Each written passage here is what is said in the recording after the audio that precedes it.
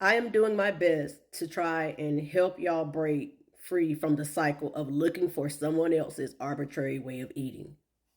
The beauty of calorie tracking to me is freedom.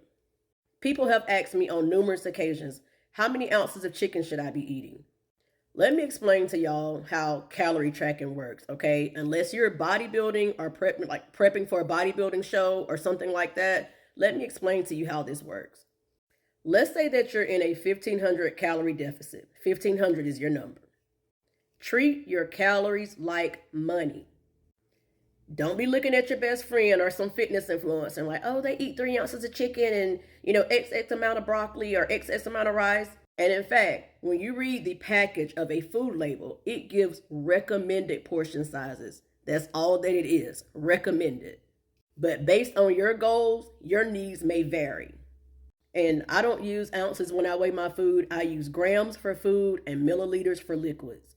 But some days I may want 150 grams of, chicken tenders. I may want 200 grams. It's just all according. If I'm eating in a deficit at the time, let's just say if I'm eating 1700 calories, if that's what brings me in a deficit, I look at my calories. I look at how much, like I say, I treat my calories like money. I look at how much I spent for breakfast on the food tracking app. Let's say I ate 550, 580 calories in breakfast. I look and see that, I have XX amount of calories left over. So all along, I pretty much kind of know my behaviors throughout the day.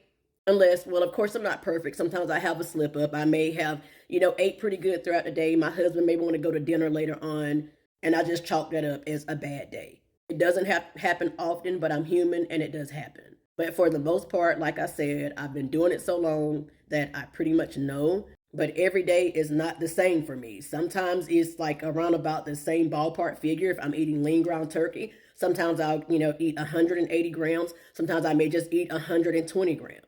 If I have oatmeal one morning, some mornings I may do 30 grams. Some morning I may do 46 grams.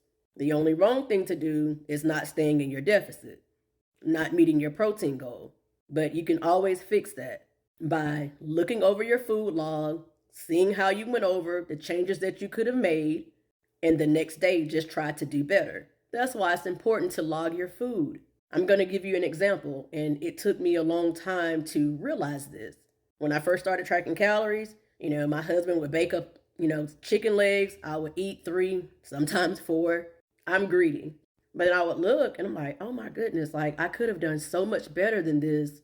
And the secret is if you're going to have chicken during a fat loss phase, let's go with leaner versions. If you don't want to sacrifice flavor, let's go with chicken thighs. But if you're really ready to lock in, let's do chicken breasts and chicken tenders. Always remember, y'all, the higher something is in fat, the higher it's going to be in calories. And then just like I still eat bread, but this bread is really tasty. It tastes just as good as regular bread. And make sure that it says the honey wheat keto. It's only 40 calories per slice, as opposed to the other bread I was eating, even wheat bread. I think it's like 70 calories, give or take. I can't remember, for sure, but I know it's way more calories in this bread.